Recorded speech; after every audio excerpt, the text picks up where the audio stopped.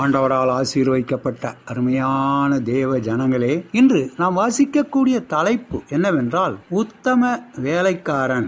6 நாளும் நீ வேலை செய்து உன் கிரியைகளை எல்லாம் நடப்பிப்பாயாக. யாத்திராகமம் 20வது அதிகாரம் 9வது வசனம். உலகளவில் தொழிலாளர் தினம் ஒன்று ஒவ்வொரு ஆண்டும் மே மாதம் 1ஆம் தேதி தொழிலாளர்களால் கொண்டாடப்படுகின்றது. அதற்கு அரசு விடுமுறையும் அளிக்கப்படுகின்றது. இதனை 1923ஆம் வருடம் மே மாதம்தான் சென்னையில் முதலில் அறிமுகப்படுத்தி கொண்டாடப்பட்டது. நாம் அனைவருமே ஒரு விதத்தில் தொழிலாளிகள் தான். வேதம் சொல்கின்றது, ஒருவன் வேலை செய்ய மனதில்லாதிருந்தால் அவன் சாப்பிடவும் கூடாது. 2 தெசலோனிக்கேயர் 3வது அதிகாரம் 16வது வசனம். வேலை என்பது மிக முக்கியமாகும். ஆண்டவர் சொல்லிய வண்ணம் நாம் 6 நாட்கள் வேலை செய்ய வேண்டும். வேலை செய்யாதவர்கள் ஆண்டவரை கனம் பண்ணாதவர்கள். மோசேயை நோக்கி ஆண்டவர் ஒரு வேலை சொன்னார். நான் உனக்கு காண்பிக்கும் வாசஸ்தலத்தின் மாதிரியின் படியாக செய்வாயாக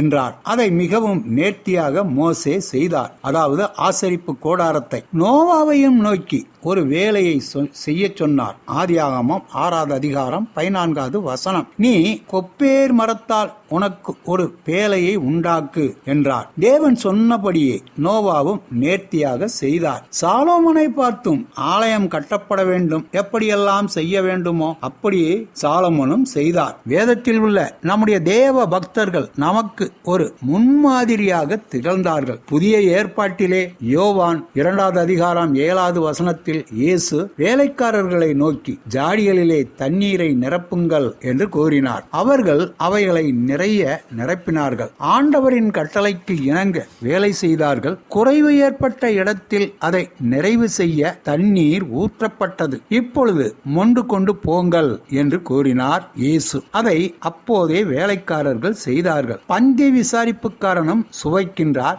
அதில் வித்தியாசத்தை காண்கின்றான். தேவன் சொல்லிய வண்ணம் செய்தான். சுவையான திராட்சை ரசம் கிடைத்தது. அவர் நமக்கு சொன்ன வேலை மத்தேயு 28வது அதிகாரம் 19வது வசனம். ஆகையால் நீங்கள் புறப்பட்டு போய் சகல ஜாதிகளையும் சீசராக்க வேண்டும் என்று கூறினார். நமக்கு தேவன் சொன்ன வேலை சீசராக்க வேண்டிய வேலையாகும். இதை நாம் உண்மையாய் செய்யும் பொழுது அந்த வேலை முடிவு பெற முயற்சி செய்ய வேண்டும். அந்த வேலையை நாம் துரிதமாய் செய்ய வேண்டும். சீக்கிரமாக அவர் வந்து நம்மிடம் நல்லது உண்மையும் உத்தமமான ஊழியக்காரனே என்பார். அப்படிப்பட்ட ஆசீர்வாதம் பெற்றுக்கொள்ள நாமும் துரிதமாய் அவருடைய வேலையை செய்வோம்.